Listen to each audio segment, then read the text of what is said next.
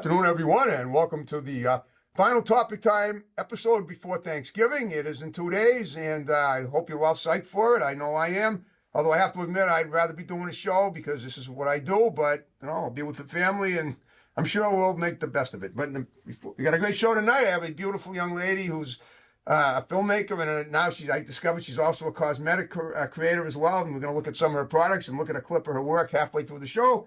But before we get to her, I got to read these amazing underwriters, and then we will commence per usual. So, I want to thank Auto Country, king of the used car in Abington, #1 in the dealer radius for Massachusetts for 21, been with me since the beginning, great customer service. We got them. We got Lynch's Towing Auto Cycle and Truck Center in Brockton, one number for towing, one number for projects. Always looking for new scrap metal wheels, anything my pal Lynchy in Brockton there can handle with that, and he's very good at all that. We got Pacini's Pizza in Middleborough, they deliver. We got the Gunrunner LLC in Middleborough, the Second Amendment Freedom Store. We got C&J Auto Body, Auto Glass Towing in Stoughton. We got Fadeologist 101 Barbershop in Brockton. We got One Good Credit in Brockton. We got A1's Tire and Auto Center Incorporated in Brockton. Always looking for new service writers and techs. We got John's Greenhouses and Florist Shop in Brockton. We got Carver Jewelers right here in the building. Ronald Darwin, Lyle A. Delano Goldsmiths. We got Kingston Auto Body in Kingston. We got New England Floorscapes in Middleborough. We got Countertops Express in North Attleboro. Experts in installing and removing quartz and granite. We got Matson Motors in Rainham. We got Rodney's Kitchen in Halifax.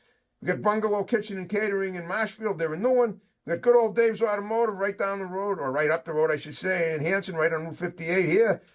We got Salon Giovanni in Marshfield. We got Furnace Brook Motors in Easton. They make the best cars and sell them in Easton. We got Cornerstone Barbershop in Pembroke. We got Crazy Axes Rec Center in Hanover. We got Genuine's Inspection in Middleborough. We got Joe's Diner in Taunton. We got Auto Town Auto Glass and Auto Body in Abington. We got law offices of Cahalan and Stefani in Brockton, specializing in workman's comp and personal injury law. We got Ocean Street Auto Repair and Service in Marshfield. We got Grant's Rental in Bridgewater. We got Doggy Boutique, all great professional grooming for dogs and cats, run by my great next door neighbor, Debbie Siddell in Brockton. We got Easton Fitness in the Village Shops in Northeastern. And we got RW Carpet and Flooring in Norton, covering floors for 50 years.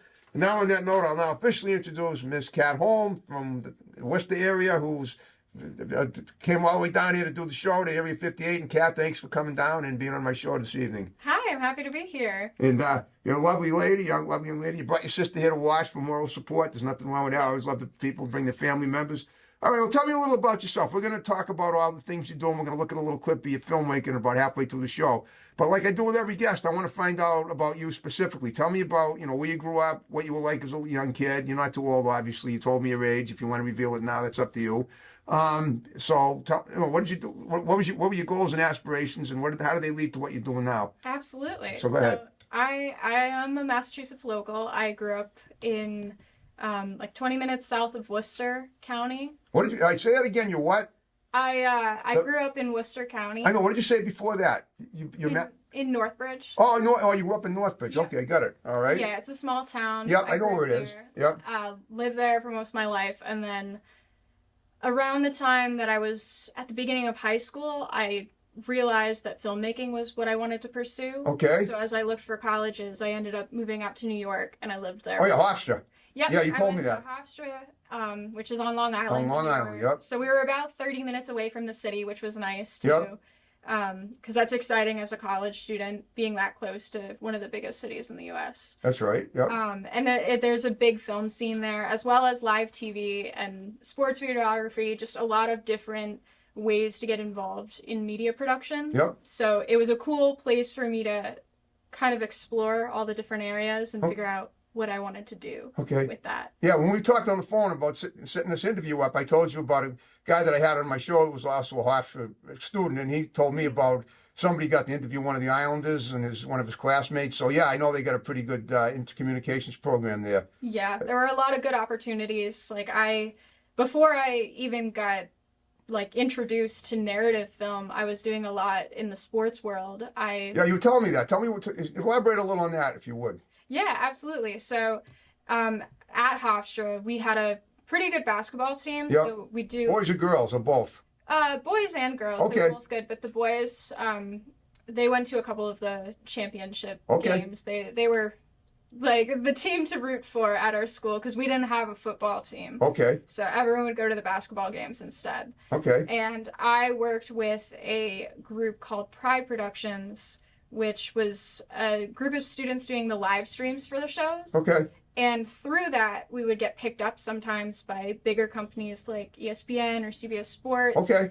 And then we get to try out different positions working with like a 7-camera setup, Okay. which is what you have sometimes with if you're working on like, say, like the Super Bowl has like 50 cameras. Oh, of course. Some of those big ones. So it was a cool way to figure out what you wanted to do there. Yeah. So I did everything from direct some of the live streams to technical direct, which is where I'm working with the switchboard. And then I did a lot of camera operation for them as well. But you never did anything in front of the camera. Did you ever do an interview with anybody? Never. Okay. Nope, I didn't. You just didn't want to do that, huh? Yeah, I've always been very much behind the camera. Okay, that's just how you feel. You just don't. As long as I can remember, yeah. When I was a little girl, I was always the one holding the camera. Okay. Like I just enjoyed creating. You create, okay. And being behind the scenes and like making the story happen rather than being a part of the story. Or at least being ready for it, so that it's bringing the art of bringing the story into everybody's living room is basically what you do. Well, yes. Well, it is. I mean, assuming it's TV or everybody's computer now, or wherever they happen to be watching it. Okay. Now you graduate. When did you graduated Hofstra? Like in the last couple of years? Yeah, I graduated 2021. 21. Okay. And what have you done since then? So after that, I moved back to Massachusetts. Okay. And it was kind of difficult for a while because I knew I wanted to get involved in the film industry, and it was always the question of where should I go for that? Should I stay in New York? Should I go to LA? Should I go to Atlanta? I know it's big in Atlanta now too. Yeah. Yeah, that was the time when I was learning more about how Massachusetts was becoming the new hub for filmmakers. Absolutely. Like it's been called the East Coast Hollywood. That's right.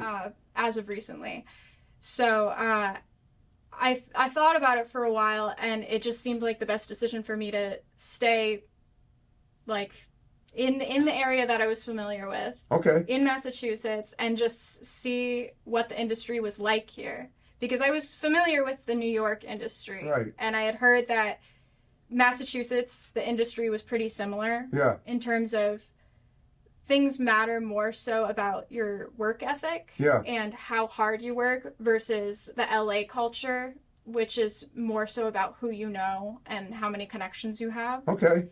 And I never knew that, but that's why we ask these questions. That's interesting. Yeah, that's what I've heard at least. Okay. So I started trying to find work in Massachusetts. It takes a while because I had gone from having my entire network of connections in New York to knowing pretty much no one in Massachusetts besides people I had grown up with. Right, but didn't you have quite a resume from what you did at Hofstra? I did. Okay. Yes. But I learned pretty quickly that it's not an industry where you can just go on Indeed like with any kind of like finance job or any other industry really where you can submit a resume and apply for jobs. Okay. With film, it's no matter what, it's still about like who you know and reaching out to people. Okay. Well, wait a minute. I have a question right here in what you're telling me. Yeah. What about now, obviously, when you were at Hofstra, you did a bunch of film projects, correct? Yeah. Okay. You still have them, right, on your phone or in your computer, in your database on YouTube, right? Yes. So what about, when you're trying to upgrade your status in the film industry, don't you take those projects, that you have and just shop them around like it's an apocalyptic whirlwind so that people can see them? Isn't that how you do it? I've never done. I mean, I've been in a few films myself. Some of them were major films. I've also been in films with filmmakers that because they've been on my show, they've given me extra roles. That's kind of cool. Mm-hmm. So what I'm asking you is, that's not the way to go about it? Just showing the people what you've done already? Yeah, I do show, but a lot of people, they want to see it for themselves. So people will refer. Well, obviously they want to see it for themselves, but you have to present it to them. They're not going to come knocking on your door. You got to go knocking on theirs, right? Mm-hmm. Okay, so how does that work? So the way I found about it was I just needed to get that one first job to get my foot in the door, which generally in the film industry, that's working as a PA. Okay. And that's what I started doing for the Lifetime channel. I worked on my very first feature ever. Massachusetts, right? This is Massachusetts, yes. We shot in Woburn. Okay. Love that city. And I worked on that, and my goal while I was there was just to try to observe every single department Okay. and see what I was drawn to the most. Okay. And try to talk to as many people as I could while I was there Okay. to learn from them, and also see if maybe I'd stick in their memory for later, for future work. Okay. And that ended up working for me. And even though when I was a PA, I wasn't doing... Well, what do you mean by PA? I should know that. So production assistant. Okay, got it. Yeah. A Okay, production okay. assistant is someone who, you're kind of the runner. You do any extra work that You're the needs to gopher be too, done on right? If set. you have to, Yeah. you got to get coffee for the producer. You got to do that, right? Mhm. I understand. Okay. And right away, there's usually PAs that are designated different roles too. Like there's a walkie PA, there's a Okay. key PA who's the head of all of them, and then there's usually like a first team PA which keeps track of the actors. Well, sort of a hierarchy of PAs, Yeah. obviously. I mean, I guess is it like the most desirable position to be the top dog PA? Is that it? The top. The key PA, yeah. Okay. Generally, because if you are pursuing being a director or an AD, Yeah. generally you'll try to work your way up that PA chain. Okay. Go from being just a general set PA to a key PA to maybe the second Okay. to then the second AD and then the first AD and then... Some of you, it sounds like it's quite it sounds complex. Obviously, it is. All right. Can you talk a little about the film you did at Lifetime, the first project, without giving too much away? If not, that's fine. But It was a murder mystery. okay. I can't give away too much. I understand. It's still not out yet, but it's basically about a woman who her mother was falsely accused of a crime when she was a child. Okay. And now as an adult, she's trying to figure out who the true murderer was. Oh, I see. Okay. Wow. This one now. Did you write the script for any of these things? Have you ever written a script at all, or, as well? I'm just wondering. Do you ever do any writing? I did actually. Oh, tell me about that. In college, yeah. Sure. Writing is not my favorite thing to do. Okay. I prefer working in the camera department or I lighting understand. department. Just holding the camera up, right? Yeah, and designing the shots. I got you. Okay. But yeah, I did in my time at Hofstra for my thesis film. Okay. I wrote a 17-page script that Wow. I Okay. wrote, directed, we shot it, and it's currently in post-production right now. Okay. So, well, anyway, it's interesting you should mention that because at this moment we're halfway through the show and we're going to look at a little clip of Kat's work. Okay. So, folks, watch that and we'll be right back. Oh, I have slipped the surly bonds of earth and danced the skies on laughter-silvered wings. Sunward I've climbed and done 100 things you have not dreamed of. I've trod the high, untrespassed sanctity of space and touched the face of God.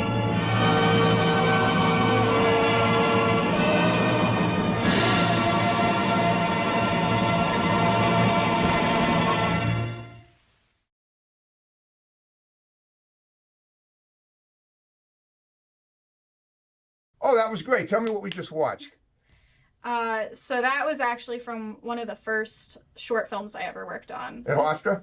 Not at Hofstra. This takes me all the way back to 2018. Okay. When... Oh, you were still in high school, right? Nope. I was had just finished my freshman year of college. Oh, okay. So this was the summer between my freshman and sophomore Oh, year. yeah, because you graduated in 2021. Got it. Yep. Okay. And I got invited to come down and work volunteer. It wasn't a paid job, but Right. it was a really cool experience that Yep. I got invited to work on this short film that was shooting in Houston, Texas. Okay. Did they fly you down there? For 2 weeks, yes. Sweet. They flew me down there. I got to stay there for 2 weeks. Okay. Sounds like you struck oil, no pun intended. Yeah, Well, it was a really cool experience because Yeah. it was such a small crew, too. Yeah. I've never seen anything like it. Well, since. this was like, so was this from school or something else? Nope, this was a completely independent film. Okay, but how did you find them or they found you? How did that happen? So someone who I was friends with at Yeah. Hofstra at the time Okay. knew the producer of the project. Okay. And he was a Hofstra alumni. Okay. So through that we got connected, and then me and the friend flew down to Texas. Okay. Wow.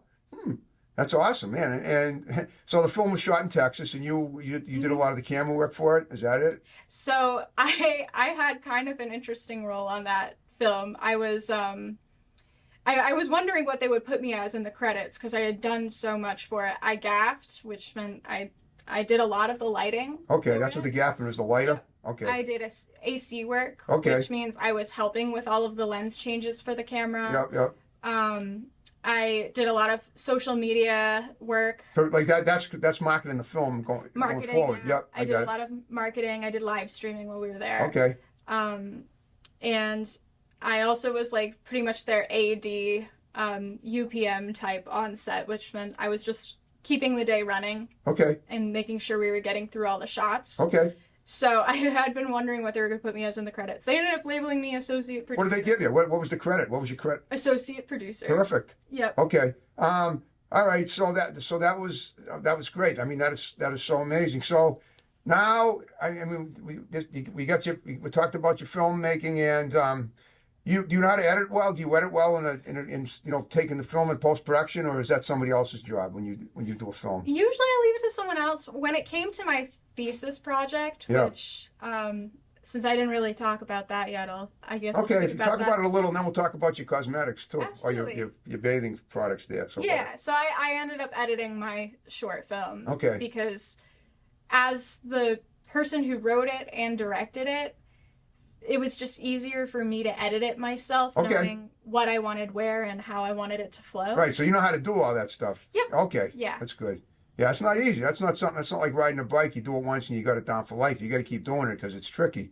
And there's things you have to remember that you can easily lose track of if you don't. I mean, it takes practice. And to do it well and to get the feel of it. When you go to that editing room, you got to feel confident that what you're about to do is going to come out the way you want it to.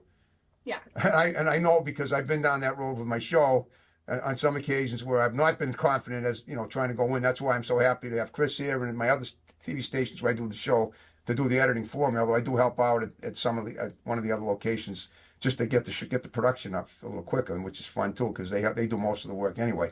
All right, now we're going to focus a little on that because that was your little company called Home Sweet Home. Yep. So tell me about that, and that's spelled HOLM Sweet Home, Yep, right? Okay. that's my last name. I know it is. That's what I'm saying. So HOLM SWEET HOLM. Mm-hmm. I got it. Okay, now talk a little about that if you would. Yeah. So actually, this goes back to what I was kind of talking about earlier. When I moved back from New York, Yep.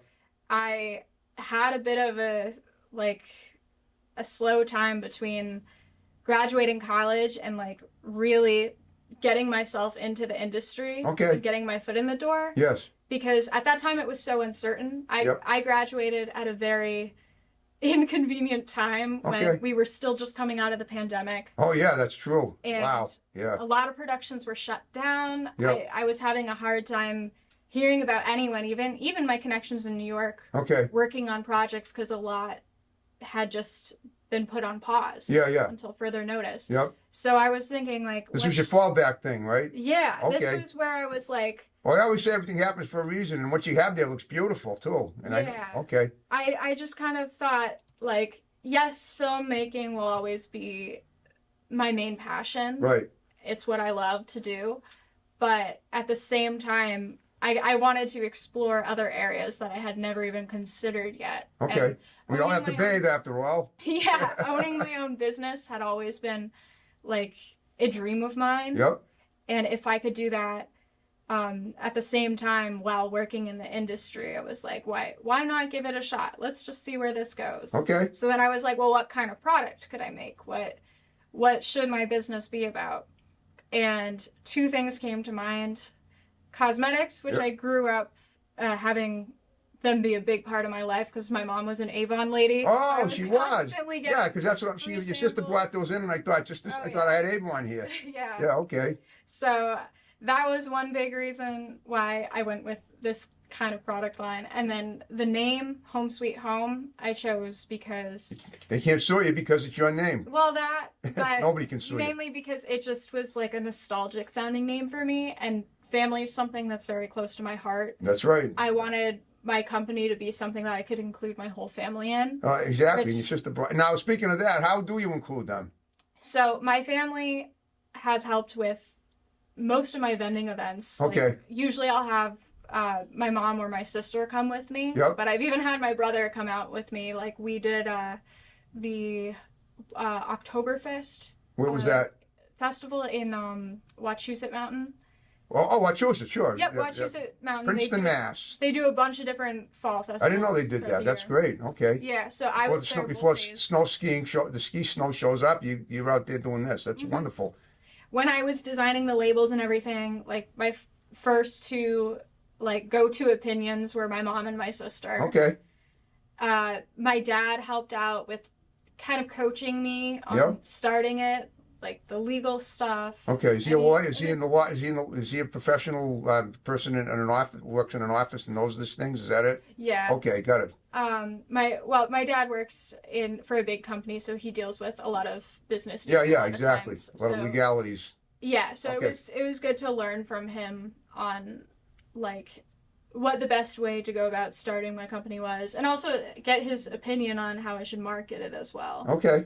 And how I should spread the word. So I kind of tried everything. I started my online shop about a year ago now. Okay. December. Of 2022, of 2021. 2021. Got it. 11 months ago. Yep. I got it. Yep. It's crazy that's still not even a full year. Right. I started on Etsy, but it's unless you. What about eBay? Have you used them? No, I haven't used eBay. Okay. But Etsy seemed like the best way to start because you don't have to have a full LLC. You can start as a sole proprietor. Okay. So it's good for someone who maybe doesn't have a lot of money but wants to try it out, sell some products, and see where it goes. Okay. So I tried that out, but that wasn't picking up too much because on Etsy, unless you have a big social media following, it's hard to get buyers to see your shop. Okay. So what I ended up doing was finding all these in-person vending events and going to those across the state. So that's right. The best way to market yourself is to be there. Yeah. In person. So my first one ever was the Northbridge Sidewalk Sale. Okay. Which was right in my hometown. Right in your hometown. Yep. And it was really cool being there because I was actually the only online shop there. Everyone else had a storefront. You had a storefront. Wow. Well, all right, but being that you were the only but didn't you have samples of your product? So what basically could people come and? So all right, but you sold directly right there. You could sell your products during that vending event, right? Yep. Okay. Yeah. So I had them all on display, Yeah. And then what I've started doing recently, like for some of my newer products, like my lotions, I have little testers, so you can come into my tent. Yeah. When I'm set up anywhere and test anything. Okay. Out. All right, and you sell now. In order to people like, I assume by doing this, you really created a buzz about your stuff, so that more people know. The people all over the country probably know who you are now, right? Yeah. Now, most recently, I've been getting like countrywide sales. There you go. I get a couple a week, which is nice. It's crazy because it's like I said, it's crazy awesome. I know, of course. And when I had been researching Etsy, I was finding everywhere that people's sales wouldn't pick up until at least 1 year into having their shop up. Yeah. So for me, I think the thing that worked well was just getting my name out there, going in person, meeting people, talking to people, and telling them like directly like what my company was about and what my products were about. Sweet. Yeah, that's absolutely right. And now how do you have to pay Esty to promote your stuff? You have to pay him a fee or something? Is that how that works? I'll pay for Etsy ads sometimes. I see. And all right, now how does the process go? Where you by the way, we're down in the final 5 minutes. We made the show. We made the half hour go by. Yep. I know. I don't know if you want to describe your products real quick before we finish up, but I'm just curious. When you sell them online, you ship. Where do you ship them from? Your house? Yeah. Okay. I pack everything myself. Okay. I actually hand make everything myself. Yeah. Right. You told me that. Okay. And then you get soap, you get skincare lotion, and you have stuff for the face, like rouge for stuff for your face to keep it pretty or whatever, and also something I don't even have here. I also make candles and incense. As well. But yeah, I get extra wax. Why not? Right. I package and I label and I ship everything myself, and I have a little lab that I've been building in my basement over the last year. Wow. That's where I. Do you ship like UPS, FedEx, Parcel Post? So usually I let the customer choose. I see what you mean. Etsy and you go to buy one of my products, it lets you choose what method. It lets you choose it. So basically, you're online reaching people, contact you all over the country now to order your stuff. Mm-hmm. Oh, that is so cool. All right. Well, listen, Kat, I hope you did a great job with me. I hope you had fun. I hope we covered as much about you as we could, and as we try to do on Topic Time. Yeah.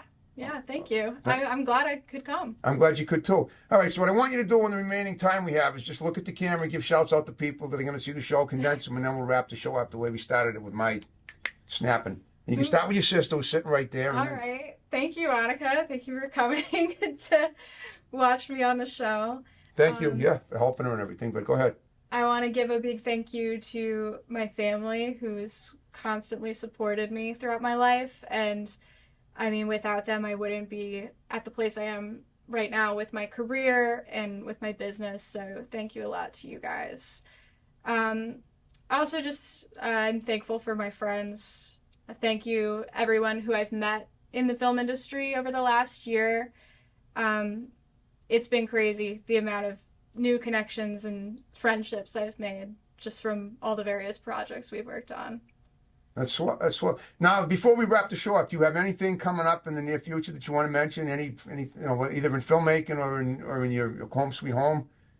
I will be coming out with some new Christmas product soon for my Well, it's gotta be soon because Christmas is just over a month away. In the next week. I'm launching them very soon. I have some new candles coming out. Okay, sweet. Christmas fragrances, I guess. Yep. And they look like.